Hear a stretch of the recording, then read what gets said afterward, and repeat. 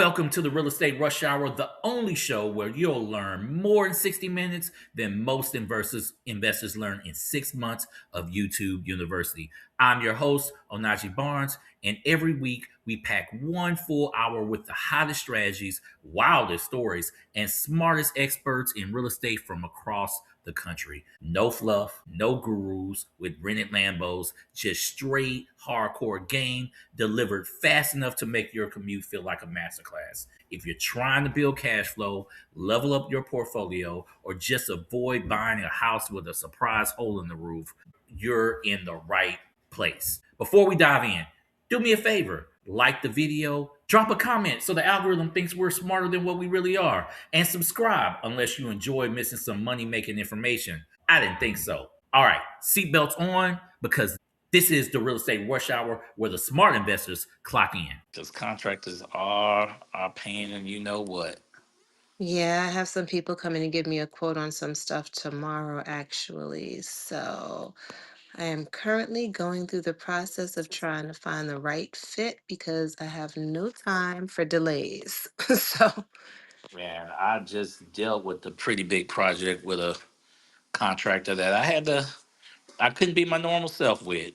He kind of, we did a lot of flexing on each other, which typically not my thing, or I typically win that battle. But he might have won that battle. I probably won the war because, frankly, I got paid and I got the job done. So, kind of got to do those things sometimes. What's up, Crystal? Long time no speaker here. hey,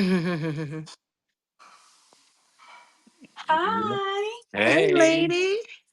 how are y'all? It's so nice to see some familiar rooms coming back. Oh, Yeah, a thank little, you. little, little back. We're gonna talk a little contracting, how to deal with these knuckleheads that playing with Oh our boy, money. you know I'm learning firsthand. Hey, I know Aubrey. you've been going back and forth. Hey, boo. You've Oh, been going girl. back and forth to that situation out of town, huh? Girl, I hate it so much. They broke my lockbox, went in the Oh, house, and really? was using the heat. What? Are they squatting on you or what? No, they wasn't even staying. They just, I guess, come when it get cold because, and I was kind of not mad because I was sending somebody over there to turn the heat on, so because it was about to drop down in snow. So I didn't want the pipes to freeze and burst, so they kind of did me a favor, and they didn't leave anything. Like they literally went in and stay warm and left. They didn't tear anything up. They didn't move their stuff in. They just, it was just the contractor told me he could tell that they've been there. And I was like, and we knew because somebody turned the heat on and the lockbox was missing out. Mm-mm. Yeah. Oh So no. I'm considering myself fortunate to not have had like damages and stuff, but it's been a complete headache. Like I'm so over the situation. Oh no. So this the same crib up in Milwaukee.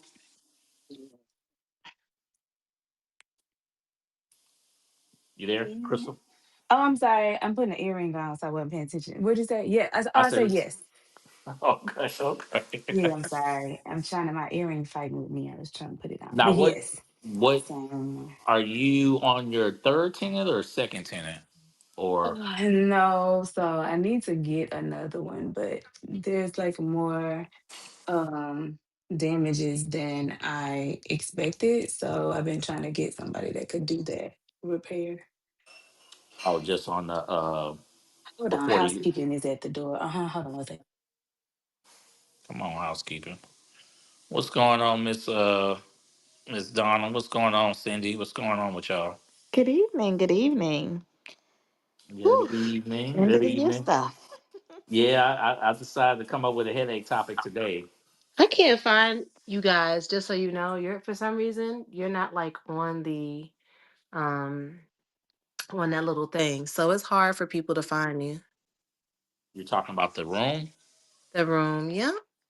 Yep. Yep. Yep. Let's see. Because I had to go literally look for the wealth masterminds and then do all of that. And people shouldn't have to do all of that.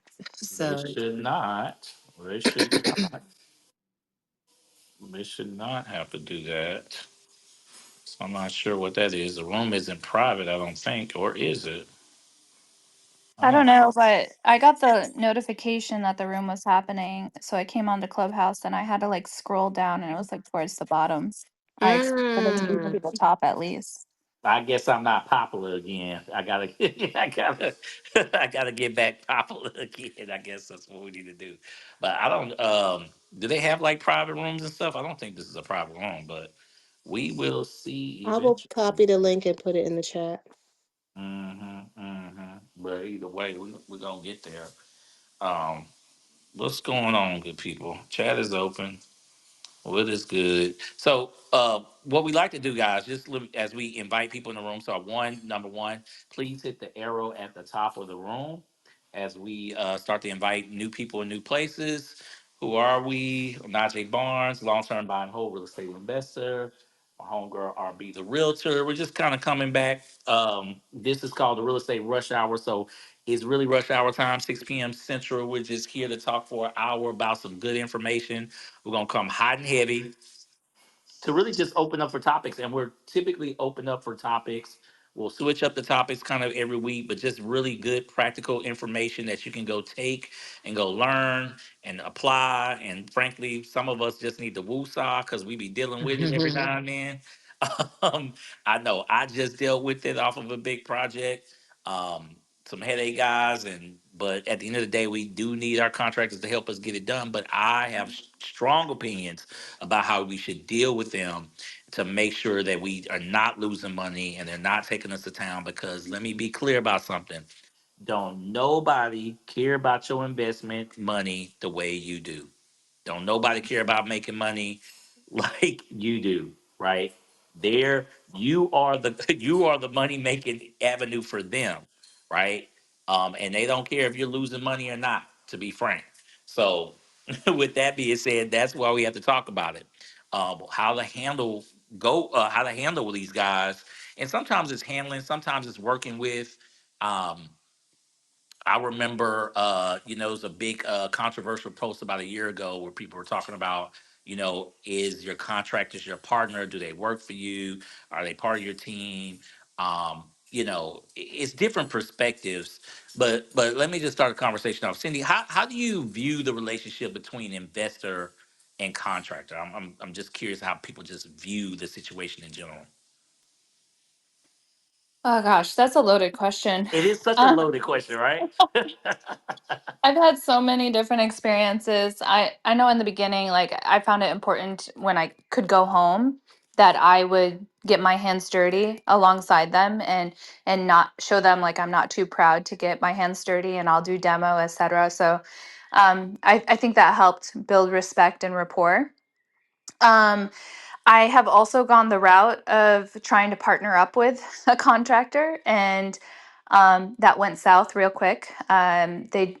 They have such a like W-2 mindset. Like it's not the same. Like they're not investors. I mean, you might find that rare case, but they didn't end up stepping up to the plate in the way that they needed. And hindsight is 2020. I should have very much just paid him for the job, and eventually I did buy him out, but he got more than he should have. So I do want to heed some caution there.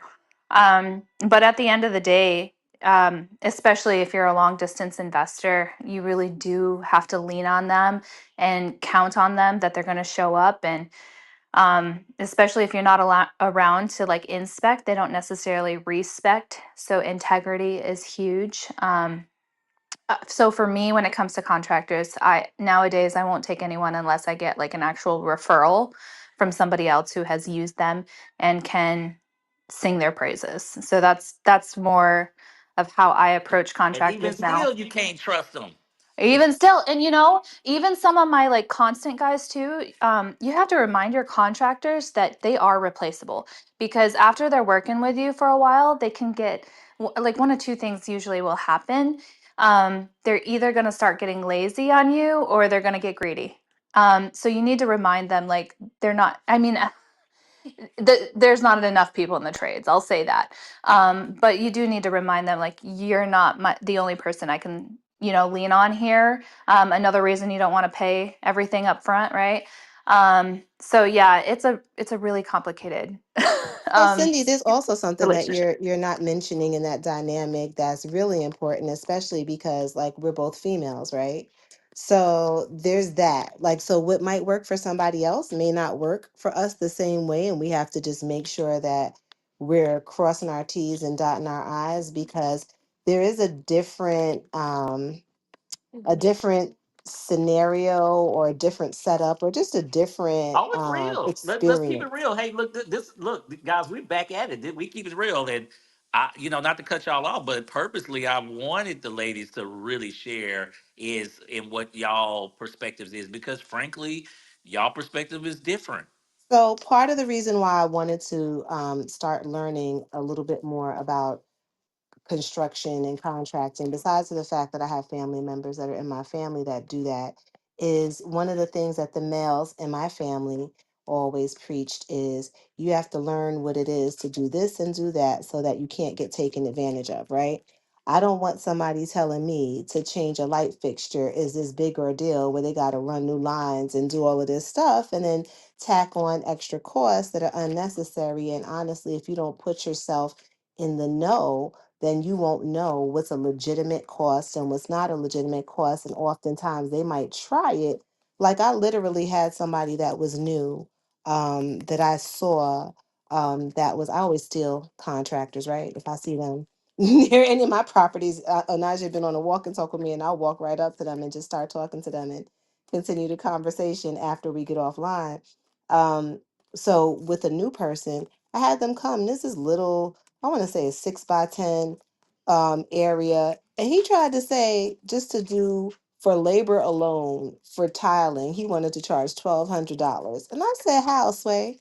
Like, what in the world are you talking about? You're talking about is a concrete area. And so all they have to do is lay down tiles. It's gonna take you all of 2 hours once you mix up your thin set to lay that down, and then you're gonna let it set, and then you're gonna come back the next day and grout and clean it up. Where does the $1,200 come at?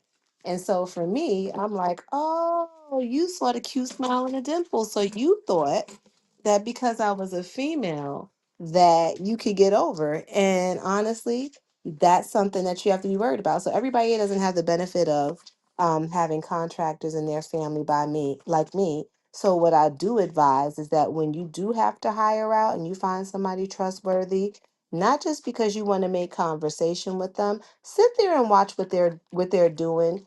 Get to know the process of what they have to do from start to finish. Ask them questions, sit and learn. Even if you're not like me, that you want to have your own tool set and your own tool shed and stuff like that, you don't have to want that, but you should know what is involved. So that way you can kind of gauge what an appropriate price is, whether you're long distance or in person or whatever the case is. And I think that knowledge is so valuable, and especially for a female, because men do try and get over a little bit when they see somebody, so it's funny. He after he said that $1,200 ridiculous price point, then the next thing that he said after that, he was like, oh well, my head is hurting, I'm gonna have to go to the doctor, because I was like, $1,200, you mean 5 or 6? I'm getting the materials, what are you talking about? And so like, I think it was a couple of things. The female part, he thought I didn't know. Old school guy who's probably seen a lot, been a lot of places, and you have to just make sure that you're armed with not only information but confidence, that people cannot just say anything and get away with it. Negotiation is a good tool to always use when you're working with contractors, but make sure that you're not negotiating it down so far that they don't want to actually do a great job, because you want to pay them what they actually will be motivated to complete the job in the best manner. So but knowing exactly what it is that's going on is so important. And for women, I think that you have to kind of overstand the process of things so people don't try and take advantage of you. So, and that's a little bit of what I've learned, because I've been doing this for a little bit of time. And since 23, I started investing and converting properties from single family to multifamily. And I didn't know anything when I started. And because of that, I've had electricians that have ran wires that they were just using wire mold instead of running it behind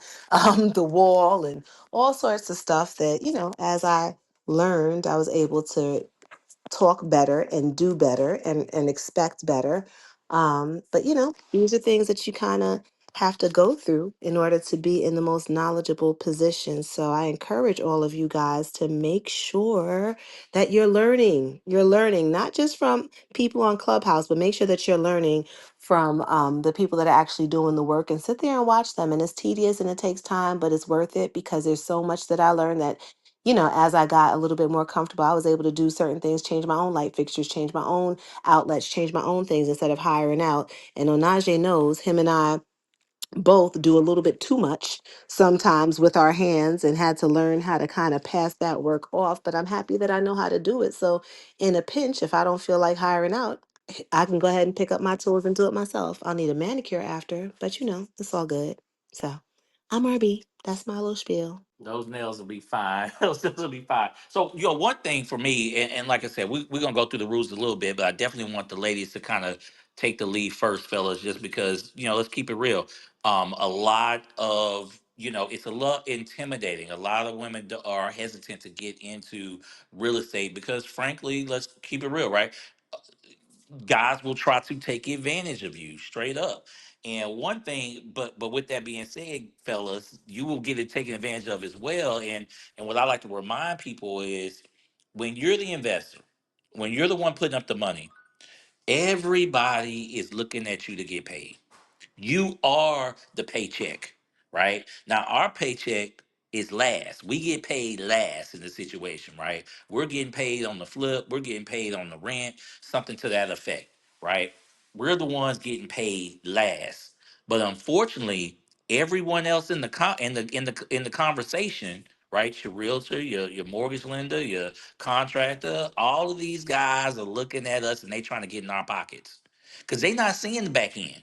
They don't care about the back end. They looking at the front end, and you are they front end, right? You are the money, the check, and it's very rare. Are you gonna find a contractor that really cares about you making money? And if you do, it's likely because they've done a ton of business with you, right? So, with that being said, I'm gonna pass the mic.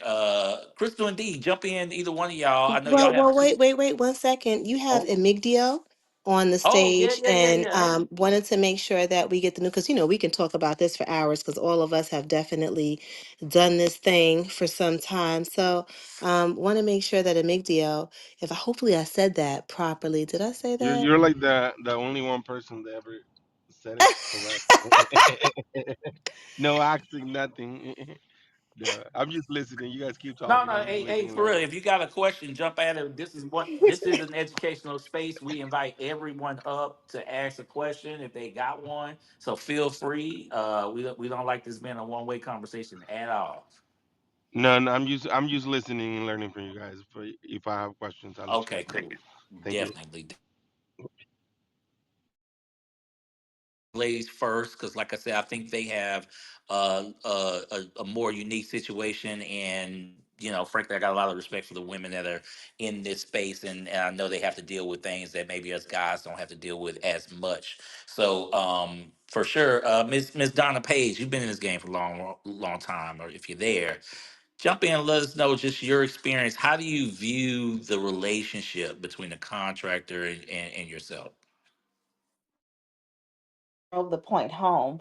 The relationship is quite symbiotic, right? The contractor can either make or break your project, but also as investors, we literally are their backbones. Most good contractors are not necessarily making their money on, Sally homeowner. It's us investors that are really, keeping them in business. We're their bread and butter, right? So it's really important to do your due diligence to find really good. And I do call them partners, even though, they're not on payroll, we're not splitting profits 50-50, but they do serve an incredibly important, portion of our business. And so listen, it's not an easy thing. I would say it's like dating, trying to find that right fit.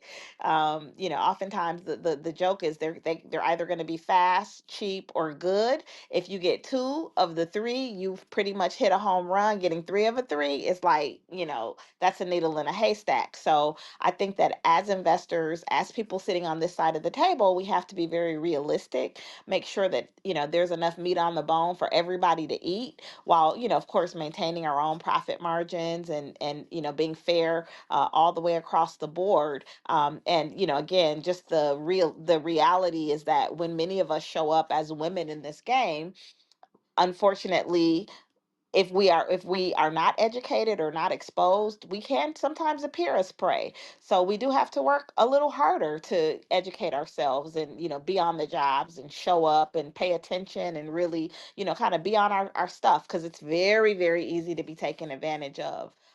But when we find good people, it's also really important that we take care of them. So it's a symbiotic relationship, and I think that it's like dating. You just got to kind of stay in the game until you find the right ones. Yeah, that's interesting. Sometimes I love these conversations because it connect. You never know where they go specifically. And a couple of y'all already mentioned like, hey, them being your partner. I saw John put that in the chat. Um, I don't think there's a right or wrong answer, but I ain't gonna lie, they not my partners at all. That's just my perspective, and I laugh at it because I mean I've just been burned a lot. um do Are they my partners in a project? Do I need them to get over the top? Absolutely, right? Like I must have them to kind of get over the top, right? Like they must, they like I need them to get over the top for sure. But for me, I don't I in my experience I found that they don't necessarily, they have their vested interest at heart. And I've got a lot of guys that work with me, and I say work with, I don't say work for, but they work with me. And I've got guys that have been riding with me for well over a decade. And I got guys that like really really come through for me for sure. But I also understand that I'm really their checkbook. And very few, I got a couple guys that truly care about me getting paid. But for the most part, they care about them getting paid. And they may do right by me because they know that I've got future business, right? But ultimately, it ain't really their money on the line, y'all. Very rarely, I maybe, in a situation like Gilbert with fee building and things of that nature, their money's on the line or whatnot. But a lot of these guys, they money ain't on the line like like I'm on the line. And if it come down to it, even my best guys, they have left the job early. They may not have cleaned up after themselves. They may have skimped on something. It's not too many situations that I've been in where I get to close my eyes and not thoroughly inspect what's going on, found some issues where I'm like, come on, bro. So there's a little bit of a perspective, but hey, it's popcorn style. I'm very curious to kind of hear everybody else's perspective. And then what I definitely would love to switch the conversation on, what are some of these best practices, right? So I'm gonna go ahead and pass the mic to my man Lowe's. KZ, feel free to jump in. Um, feel free to jump in, Losi. I don't know if you're there, KZ. I see my man Terrence. I ain't spoken to you in a long time. What's up? But just jump in there, Los. What's your one? How do you view it? But two, what are some just initial best practices for people? No, you say what are some what type of Just best practices? what are some of the most common mistakes that the newbies probably make because they're not following maybe some best practices that you have? Oh, I mean, I think I know a lot of people probably heard me say this, but my biggest thing is don't get people in Home Depot parking lot. That's what people tend to do because they see them out there all the time. I think that's a real big problem that people don't even think and know it's a problem because why wouldn't you get somebody outside of Home Depot? They outside. That's where you go get materials from. So it makes sense. But a lot of people don't understand that. When you got somebody who do good work, they not looking for work at Home Depot. Like people like you, Onaje, we find work for them to do to keep them busy so they don't get somebody else. So then we might say something like, hey, Onaje, you got a job going on, man? I got one of my guys. I'm looking to stay busy, man. I can't afford to have him I, go I do it out in all the, the in the time. wilderness just yet. Facts. We do it all. I got a text this morning from a guy, one of my regulars, and he's like, "Hey, you got any work right now?" And you know what? I'm looking for some work for him. Straight up. Like straight Yeah, up. because man, because you want to keep those good workers in the network. Hey man, whatever happened to that guy you had me float a job for you or two? Hey, is he available? Then you didn't create a relationship with a person will lend you one of the guys because you didn't help him out. And it's not far and few in between what has happened. Like it's so when you come across someone who trying to keep a guy, if you got some work for him, then yeah, definitely try to make it happen. But this what you want to do when you come across a good person. You want to keep them busy, and you don't want to get them from Home Depot Well, parking lot. prior to If they Trump, was good, brother, they'd be there busy. was there you were able to find some undocumented people that were good that were just looking He, for he work. he didn't he didn't say undocumented. He said Home Depot parking lot. Yeah, there used to be the whole crew of them. Always, I don't know, y'all don't have train So stations. let me By the let me say train this. station, I they will say cleared them this. out now. I But will say this. Well, not in Houston. I will say this. I did just pick up some guys this past weekend from Home Depot. I'll be done. But I did pick up some guys from Home Depot this past weekend. Now the caveat to Los's point though is you have to disseminate between skilled labor and regular labor, right? So I'll pick up some regular. Like if you talking about some demo, yeah, if you yeah. talking about some landscaping, if you talking about some cleaning or some grunt work, I'm absolutely have no problems picking up some guys from Home Depot in that regard, right? Man, Now outside work, man, because in my experience, them be the guys that come through and break in the house and take shit That anyway. So I part. don't I don't even want them inside the house. Hey, I got the stuff outside, man. You can do some landscaping, clean this stuff up. But once typically in Chicago area, once they come in the house, especially if you giving them a little job and they come in and see some other stuff going on, like, oh man, he want to give me the demo when I could have done everything. He told me electricity, plumbing, and you only want to give me the demo. Where'd Man, they that come back accent and they come come and from? take I oh, just it stuff. want to came know fast, y'all. It where came the fast. That's accent that came that's that authentic right there. That's that authentic. from. I love it. Hey, I'm just telling y'all how it go in real Hey, life. Bro. You let uh, off one gem one time, bro. I'll never forget it. oh man, especially when tiling things of that sort. A lot of people they may not know. A lot of times they do. They just cut in the corner. They trying to skimp on the adhesive cost, on speed. So they not back buttering the towel. So they put just the little towel on the floor and the adhesive on the floor, but they not putting the adhesive on the back of the towel. That's gonna cause your towel to move in a year. Just that one hundred thing percent. alone. 100%. And I think that goes to, let's get into it. All right. So, number one, my man Lo said, be careful about picking some random dudes up. Let's see. In the chat, Cheryl said, hey, not asking for proper documentation.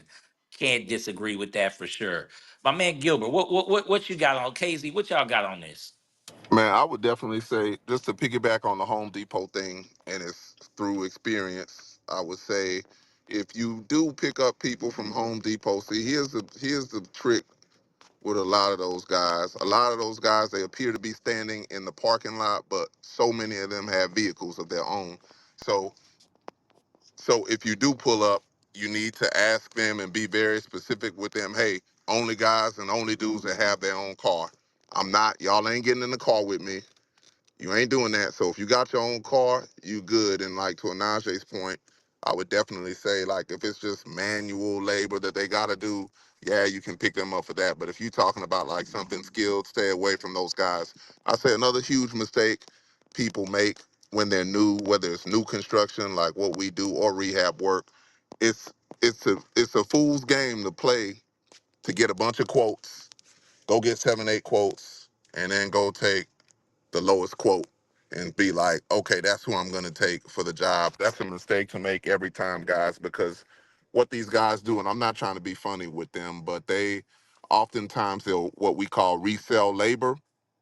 They'll go find a Guatemalan or just someone else that will come in that's less experienced to try to middleman their work. If you ask them for $1, or if they agree to $1, they'll go find somebody to do it for 80 cents and just kind of middle the work. And the bad part about that is that I think D spoke to it. Oftentimes, when it's cheap, it won't be done good. So if you're trying to do something the right way, you want to kind of stay away from that. And then something else I'll mention too, once you get into everything, learn unit pricing. Because just as a regular citizen every day, like if they come, oh, you need to get a roof replaced.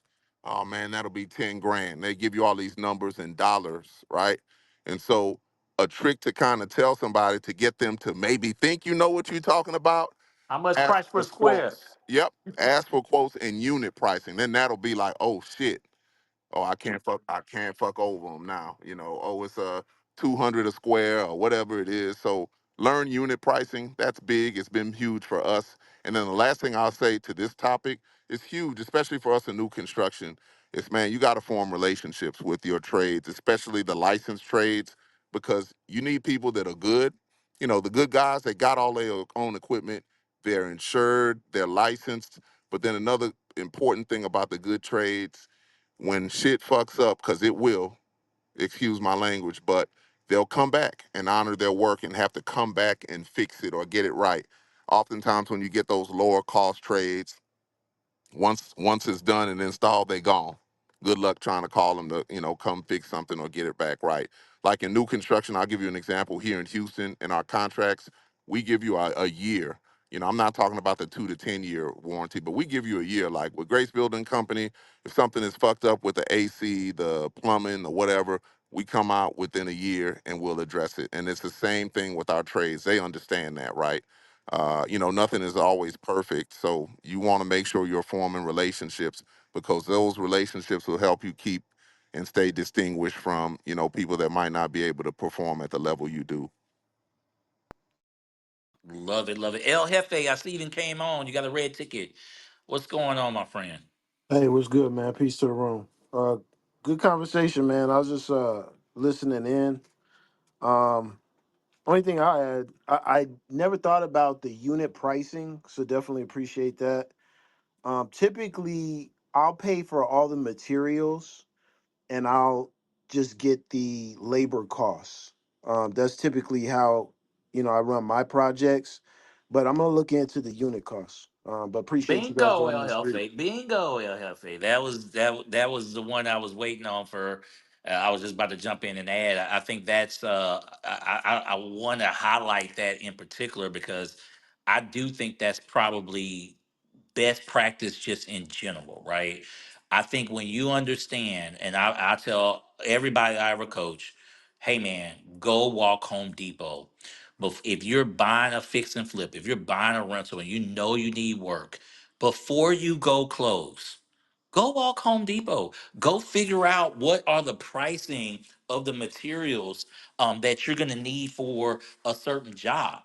If you got 1,000 square feet of if the house is 1,000 square feet and know you want to tile the whole thing out and you don't know how much this tile job gonna cost, you can at least figure out how much the tile itself costs. Hey guys, at Home Depot, I got 1,000 square feet. Well, how much does this tile cost? Well, this one here is 79 cents, and this one's $3. Well, what's the difference? Well, that's porcelain, and that's versus that's ceramic. Well, what's the difference between porcelain and ceramic? These are the like that is a real thing that especially if you're new, you should get an understanding of. Because hey, guess what?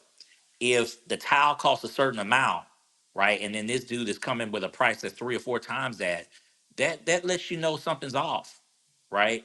There's certain types of material where, frankly, the material should kind of be more of a one-to-one situation.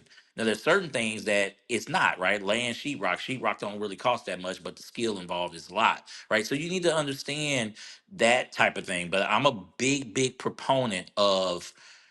I'm not a fan of there's certain materials I'm cool with my contractor buying plumbing equipment because every plumber kind of does it a little bit different so that they're not all exactly the same. So I'm okay with them kind of buying their own stuff with that, and plumbing equipment don't really cost that much. Electrical, same, similar. But a lot of stuff you can buy on your own, and the benefit, right? The benefit of buying your own materials is that you can deliver it to the job site. If you get into it with the contractor, if that's if y'all not vibing right, you tell that dude to kick rocks real quick. Tell him to kick rocks real quick because you got your materials, right? You didn't give up half the money to this dude, and he go flip mode on you. He leave you or start tripping with you or whatever, and you got your money tied up, and you can't complete the job because you ain't got the material. So I'm a big fan of that in general. So appreciate you, El Jefe, for dropping them game. I definitely want to highlight my man KZ and Terrence. I haven't talked to either one of y'all in a long time. So feel free to jump in, and we'll keep going down this list of best practices. Well, I think for me, when I think of best practices, we've been doing it for some time. So that comes obviously with like relationships, and sometimes you think you're in a really good spot with people, and you find out that they'll take advantage too. Like the people who you build relationships with, when they feel that you're super comfortable, super lax, you have to keep them on your toes. So one of the things that we do is we don't change the bidding process regardless of if we have a good relationship with the contractors and the people who are doing the work. We're still going to get quotes and bid it out, even with that relationship in mind, just to always make sure that the numbers are what they should be. We experienced, especially during COVID, a hike in some of the pricing that they were kind of showing their ass a little bit, and when those tables turned, they had to kind of respond or answer to how they were acting and those quotes that they were given at that time. So I would just say, make sure you have your Rolodex full and you're always kind of keeping your contractors on their toes with bidding out that work and making sure they're giving you quality pricing. I love that, and I can't not. I have to agree with that. I got to tell a story about that in particular because that stuck home for me. Number one, I'm a huge fan. I gotta have three of everything at every given time, right? We gotta have multiple plumbers, multiple whatever, right? Because you just never know when these dudes gonna f you over. And for me, the fact that they're always looking at me as their money, they're looking at how can I like it's in their nature to say how can I get more money out of Terrence? How can I get more money out of OJ? And I used to get really offended by that for a long time, but I now realize it's just in their nature. That's what they have to do because that's how they feed their family. And I've got a contractor guy. He is like the right hand man to one of my homegirls. She's been in the game a long time. He does her everything, right? And he's more of a full contractor. Our team normally does a lot of we kind of hire our own subs directly typically. So I really use a guy that's gonna just manage the whole project on their own. But I was busy and this is probably like a year and a half ago and we were doing a flip and I was like, man, it'd be really nice if you come over here and take over this job. And he's like, oh yeah, come in, whatever. And I'm hitting him up. I was like, okay. And I've been knowing this guy for a long time, man, mind you. And I've used him multiple times. Now he's my homegirl's right hand man, but I've used him a lot too. And we were like, I was like, hey, come over here, come check this, come bid this out. Because I had him and another guy that I use a lot. And he was like, yeah. And I'm like, okay, cool. And he just jumps in on the project and started doing work. And I'm like hitting him. He's like, "Oh, I'm out of town, but I got my guys over there working." I was like, "No, no, no, no, bro. Like, I need a price." This dude waited till like 4 days in to try to give me a price that, frankly, was about 30, 40% higher than not only my expectations, but what he's previously done on similar stuff. And I ain't gonna lie, man, I cussed his ass clean out and and I frankly I told him to kick rocks too, and he's a good dude like all intents and purposes, but I told him I was like, bro, like I asked you for the bid, you ain't giving the bid, you thought we was cool that you could get me, and I said, dog, you did a get me move, and he got mad because I called him out, and I was like, dog, you was trying to get me like straight up, and I said, but I'm about to get you right now, you ain't coming back on this job, but I also had my materials, right? And I also had a quick sub in. And like I said, as far as dudes feeling comfortable, I'm a big fan of keeping these dudes on their toes. You got to, because otherwise they gonna get you on one way or the other.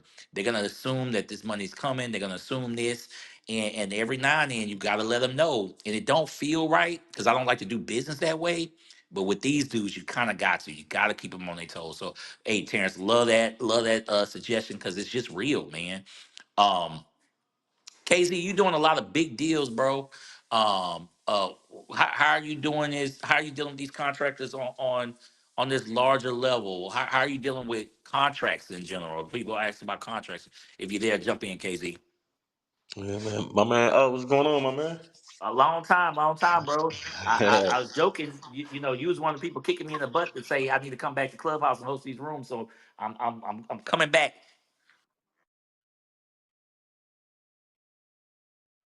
Hosting the Fridays, man. That's a good week to me. Like for sure, for Yeah, sure. we got to bring it back, bro. We got to bring it back. Bring back the community. We got all the riffraff out the community, y'all. So we coming back. No, indeed. But no, yeah, man, we definitely have contracts in place. I think the biggest thing that we have in place to protect like us, the lender, the investor, like really everybody involved who's putting in funding, community for that matter, just make sure that they get what what they need is having guaranteed maximum price contracts in place. Of course, make sure they had the experience, right, building, new construction or adaptive reuses. Make sure they got the bonding capacity, right, so they can bond our projects with the payment and performance bond, stuff like that. Making sure, we pulling out builders risk insurance. Make sure they got their construction insurance in place, and that's really the main things that we look for and making sure that again all that paperwork is up to date, everything is in compliance, and we can move forward. But the biggest thing though, is making sure they have the experience and the bonding capacity in order to move forward to new construction or to adapt to reuses. So tell us about, you mentioned about max capacity and how in change orders that help. Maybe explain that to people. I'm assuming that goes in with your change order Yeah, stuff. Just break that down as far as how that's protecting you on a lot of change orders. different type of contracts, right? Guaranteed maximum price, cost plus. A lot of contractors definitely love cost plus. They make a lot of money on that. Where it just keep adding, right? And they fees go right on top of that. But this like with our contractors and our equity investors lender requirement, and really everybody should do that. But it's really a lender equity investor requirement. But everybody should do it regardless. Whether using your own cash or a lender just doesn't require that. But the guaranteed maximum price is like say for instance if it costs $10 million to build, including construction contingency, anything over that, that's on them. Because y'all told us y'all can build this or adapt this building for 10.5 $10 million. Again, it includes the typically 5% contingency for new construction, and depending on the equity, somewhere between 10 to 15% contingency for the adaptive reuse. But anything above that number, that's on the contractor. So that guaranteed max price. So so of We course the love contract, that. they're definitely gonna build cushion into it, and just the contingency. They probably got some cushion built in every line item too. Just to be honest, even if it's only 2-3%, just to have that additional cushion. Because again, they're on the hook for anything that's over contingency. Now, of course, if it's like an owner change order versus a contractor change order, so owner change order, of course, we pay for that because, like, maybe we want to upgrade, something in the building on an exterior, interior. Of course, that'll be outside of the guaranteed maximum price. But if it's like more of a contractor change order, then that's on them. Anything above contingency. Man, I love that. Jumping in, John, my man John, entrepreneur. Feel free to jump in. We hopping around, guys. This is a popcorn style. It's all good on the stage. What's going on? Well, why don't you do a room reset before you do that? So, this is the Real Estate Rush Hour, how to deal with contractors, hosted by the Wealth Masterminds. If you're not a member of this club, then make sure you join. Make sure you're also pinging people in to the conversation. We're going to be here each and every Monday, 6 p.m. Central, 7 p.m. Eastern Standard Time. But we just want to bring back the old school days of when we were all getting together and had our little community going and talking about all things real estate. So make sure you guys set your calendars so you could be here and follow the people that are on the stage. And if you don't know them, get to know them and make sure that you connect with people also offline on Instagram, because a lot of people are doing a lot of good things and you can catch them on Instagram and be able to see what they're doing in real life. All right. And you got 14 more minutes. You see, boy, she ain't playing, y'all, about this time thing. Somebody gonna call me out on this hour long every time. So let's go through a couple notes. I did have a couple notes down. First things first. Let's say you get a house under contract, you're super happy, and it's your first real estate deal or your second real estate deal, and you're like, hey, I know I need to get in this game, right? So what's the first couple things for me that I just think is important? Number one, you need to define the scope of your own project. Okay, that's the first thing. Is this a flip? Is this a rental? what type of quality, what are we trying to really, really do? I think that's important. A lot of times as investors, or particularly new investors, we're just so happy getting a house under contract or getting something, getting a deal, things of that nature. And we kind of just forget, like, it's important to understand the goal. What is the scope of the contract? What are you trying to do? And from there, I think it's important to come up with a budget, right? Don't let that contractor dictate your budget. You want to get multiple bids on this contract, on this situation, right? And they will help you determine if your budget is reasonable or not. But ultimately, though, this budget is your budget. You need to, especially if it's a fix and flip. If you're doing a fix and flip, guess what? That ARV ain't supposed to be changing, y'all. That number is set. If it's a rental, that rent is for the most part set. You might get a little bit more money off of materials, but to be frank, rental rates and ARVs are determined by the area, not about your fancy granite that you're putting in there. So it's important to have a budget up front so you can have some clarity. That's why I like walking Home Depot during the process, so I can have at least, I can say, okay, I know 30, 40% of my budget, 50% of my budget is gonna be these type of materials. Therefore, we shouldn't go over this number. And yeah, um for me, the process starts with bringing dudes out. And I think you can bring dudes out. I don't know if everybody agree with this or not, but I like to bring dudes out for bids before I even close, right? That's a great way to get an understanding of what the cost could be. And you That's the can only way use, to do it, bro. come on, right? But let's keep it real, Los. A lot of cats don't be calling nobody until they done closed. Oh, I got a deal. What's up? Man, a lot of people don't even underwrite their deals. So you talking about Well, there you go. You ain't lying about that, right? because this So that's the underwriting process. How you gonna close and you got all these variables you don't even know about the construction.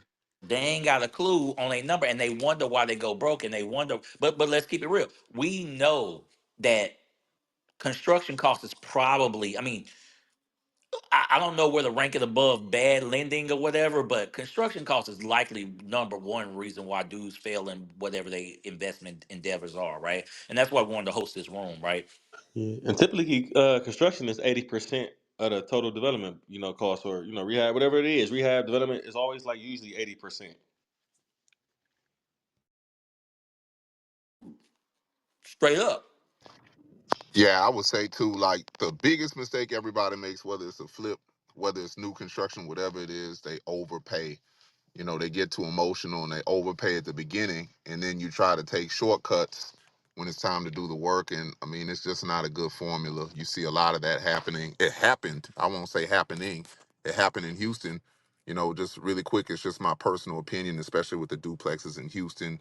You're gonna see values kind of tumble a little bit, 5, 10, maybe even 15% over the next 6 to 7, 8, 9 months. There's a reason why I stopped building duplexes personally for myself in 2024, and people are about to find out real soon what's happening. I love that. And sorry, I'm eating. But I love that. But you said something that I want to expound on. And maybe we were talking about the same thing, maybe not. But one thing, I go harder with my negotiations. I go harder with my pushing. I go harder on my pricing earlier in the process. A lot of people become Nazis and hammer about the price towards the end when they money running out. I think it's important to go hard early, right? When you go hard early, you got to save against that budget earlier, right? I think that's really important, right? And to make sure, overestimate, or make sure you. I think sometimes what we miss too on both sides. Sometimes we underestimate our soft costs. And that can kill you. Your holding costs. Like, make sure you calculating the if you're using a loan. Make sure you calculate the construction interest correctly. For that holding period. You think you might sell it in 6 months. What if it's 9 months? What if it's a year? That interest eating you up. And I think so. Just to really pay attention to those soft costs too. And then that set the tone, right? Because That's what I'm getting now. Go there, bro. Go ahead and expound. That's what I'm talking about. Setting the tone. Yeah, because it set the tone. Because in the beginning, when they understand, they know that, oh man, this person know the cost and they on top of it. It allows them in their mind to understand, like, I probably ain't gonna be able to do what I can usually do. And they see that I'm showing up, I'm here in the morning, I'm here at the end of the day, I'm tracking the progress, I'm on top of the numbers. It's going to incline them to do what they're supposed to do from the beginning, as opposed to not saying nothing, being lackadaisical, popping up on the work site, once or twice, maybe 3 times a week. They know they got them one, and they're gonna move accordingly. So If you got to plan this thing out to where you can show up on the work site early and often, that's a early in the fact. process, right? If you need to, if you know that you can't be there, if this job is gonna take 3 weeks and you know you can't be there all 3 weeks, schedule this thing to where you can be there the first week and a half, and you taper off in the end. Setting the tone. I love just that phrase because it's important. You can set the tone a lot of different ways, right? Number one, you got to show up, y'all. You have to watch your money, but whether that's materials, people stealing materials, whether that's the Man, overall no, bro, you lying process. to them, man. Fix and flip is passive, bro. It's passive, bro. We do it all the time. But setting the tone for me is also part of the negotiation. And here's the question: a lot of people don't answer. How many guys are gonna be on the work site when you start? How many guys are gonna be here every day?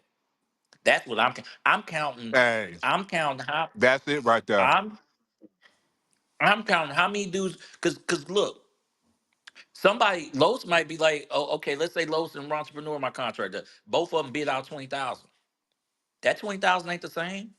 If Los got 5 dudes and Ron got 3, it ain't the same. Come on, man. I You drywall in this place for way too long. Come on. And that's how you get the change orders. That's how you get the job sorted out. Because let me tell you what also costs. And Casey just said it. The holding costs. The reason why your holding costs go up is because you ain't got enough bodies working full days. I need full, and that's something about setting the tone I'm very big about. I need X amount of bodies that we agree to on the regular, and I need certain what time you showing up. If you got a guy showing up at 10 o'clock and leaving at 3, that ain't it for me. That is not it. Okay? That is not it for your boy I need at 4 to 5 all. guys, man. I need 5 guys on the big job. I need 5 guys minimum, man. I need 40 man hours a day, bro. If you don't get that, I'm going somewhere else. Period. Period. I need it. And not go ahead, RB. Sorry. That you're going to be having this conversation for the real estate rush hour, why don't we just ask everybody to give a tip for what they think somebody should look out for so that way they'll be set up for success when Lois, you laughing. What's set such a up for topic? All right, set all up right. for success. First tip, but my man Malachi to the stage real quick. All right, we're gonna do rush hour tips real fast, real heavy. What you got, Malachi? How to dealing with contractors. Yo, that was crazy work. That was crazy. I'm just joking. Yeah. Make sure you know the cost of all your own materials. Try to get them yourself. Well, y'all know Malachi perfect for that segment. Go ahead, Cyrus. Anybody jump in right quick? I wanted to suggest Home Depot Pro. I use that especially with my plumbers and electricians with all the little things that they have to go get. They can Come on, pro account. go fill up the card. Oh my gosh, it's amazing. And then if you put your credit card on the account, they can do a text to confirm. And so you get a hyperlink with everything that they're buying so you can track what they're doing that day and what they're all buying. Make sure they're not buying like a candy bar. Totally happened once. And approve or deny the purchase. And also, they have to put a PO number, like job number on it every time, which helps with bookkeeping. Pro account is my secret, Amazing. and I get credit card points. So yeah, want to throw that in there. What they call them? The what's the freebies? The Perks. perks. Perks, Perks. baby. Get these perks. Yeah, baby. I got more than 150,000 of them bad boys. Get also our military discount that way as well. Fuck, you might as well lay it on. Don't forget the paint rewards. Don't forget none of that. Go on, we gotta get Yeah, all of baby. Come that. on now. One, you Hey, know what's crazy about this? Oftentimes, some of your local Mom and pop shops and stores actually have better pricing on the materials than Home Depot and Lowe's. So let me throw mine out there real quick. I would just simply say trust but verify. Your contractors are going to sell you a story. They're going to sell you a dream. They're going to tell you you're 90% done. And when you get on the job site, you see they're really 40%. So it doesn't matter how long you work with them. You definitely want to trust but verify because they're just trying to get to the payday, right? And make sure you put everything in paperwork. Paperwork meaning, hey, if I want to pay you, you must complete 25% of the units to get 30% or whatever you negotiate. Stick to your numbers. Don't budge because they will come to you with a sob story like my last contractor did. Well, I ain't been paid in 3 weeks. I said, well, you didn't finish the work. Well, you owe me $2,500. Well, you didn't finish the work. Well, I need to get paid because I didn't work and I put on this hard work. You negotiated the price, you signed the contract, and you didn't finish the work. So, yeah, trust but verify. Couple things. One, Cindy with the gym on the Home Depot Pro account. Two, if you don't want to set up a pro account, if you don't have a pro account, or maybe you don't trust that contractor with your pro account, one trick with Home Depot is the Home Depot reload card. That's one of my best tools as well. It's basically like a gift card that you can reload. And so if you want to just parcel out, you can give them a reload card. And let's say you put $200 on it, they run out, and you literally can reload it from your desktop. Because I do that all the time. You can reload that from your phone or your computer while you chilling. I use these on my contractors that I actually trust a lot, and they don't want to they don't want to sit at the pro desk waiting on a phone call or all that other kind of mess. Um, and you don't want to you don't want them to actually put them on your credit card. A reload card is really really cool. One other thing that I want to say is, as much as we talk about payments, because RB is about to cut me off, as much as we talk about payments, do be somebody that your reputation precedes you as far as paying on time. That's something that's actually served me well. That, when I do feel like when they've done the job, they've completed the job, I am quick to pay. If I feel satisfied, I will pay my guys on time. I think that's very important. That builds reputation, that builds trust, and that builds reliability to where, when my guys know I'm calling, sometimes they show up. They may cut other people's job. Don't cut my job. I need me to jump at the top of the list. So anyway, fast and heavy still. If you have not spoken, feel free to jump in right now with your tip and trick. Well, I want to just say make sure that you're also getting a few different quotes, right? Because even if you do have a referral from somebody, you don't want to just go with one person. You want to make sure that you shop around and also get some addresses of work that they have done. If you're brand new and you don't really know what this person has done, don't just go on the pictures that they have in their phone or and stuff like that because that could be pictures from anywhere. Make sure that you're getting some sites that they have done and being able to verify that their work is quality work. But it is 8 o'clock, and this is the Real Estate Rush Hour that was brought to you by the Wealth Masterminds. And we are going to be here every Monday at 6 p.m. Central, 7 p.m. Eastern Standard Time. So we invite you guys to make sure that you meet us here and come on time so we can have you here for the whole conversation because it is legit 1 hour. Why? So we can do this with you guys each and every week because Monday is still what? A work day and a first day of the week. And so we can remain consistent. We want to make sure that you guys get here at 7 o'clock and then we will be ending at 8 o'clock. If you haven't had an opportunity to connect with us, make sure that you do follow all the moderators on this stage, not only here, but also follow on Instagram. My Instagram is NYS_realtor. And if you don't know people's Instagram on this actual stage, then click their bios and feel free to go ahead on and see what their Instagram is. We do a lot of good things, not only on Clubhouse, of course, not on Clubhouse as we just came back, but definitely in real life. And there's a lot of things to follow. So if you are on Instagram and TikTok and things like that, then you can see what people are doing in real life, right? Um, and so with that being said, One, we 1 minute of appreciate you. housekeeping. 1 minute of housekeeping. Oh, sure. Well, hold on. Go to rb10k.com so That that you part. That part. so that you can make sure to tap in with a couple of things that we have going on. We have our Black History Month event that's going to be coming up in February.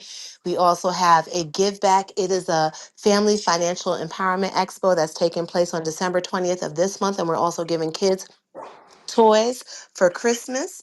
In addition to the fact that we are going to be giving people the tools to financial literacy and also understanding how to get money to help them purchase a home. And then I know that O has some housekeeping that he wants to share with you guys as well. If you like this conversation, please click the link at the top. It is complimentary to join the Wealth Masterminds Academy and group. Now, it does cost a nominal monthly fee to have access to all the master classes, but we got over 12 master classes in. But the biggest thing is really building a community. We do not own this space called Clubhouse or Facebook or Instagram or any of that, right? or any of that stuff.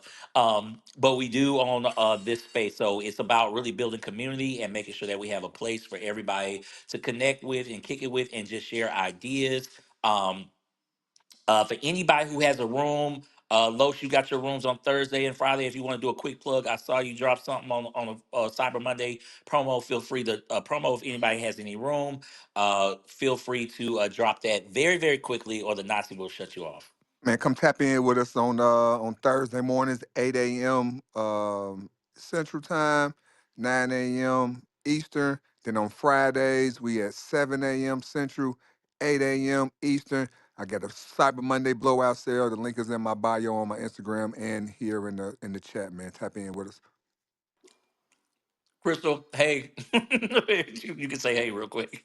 But anyway, guys, it is an hour long. So said that's how we're gonna able to keep this thing going. Y'all know me, I'm super long winded. If you join the good academy, if you got any questions, I'm probably gonna stay talking on in the academy. But Miss RB's not playing about the hour. That 803. way, what she's saying, we're 3 minutes over, y'all. So with Yes, sir.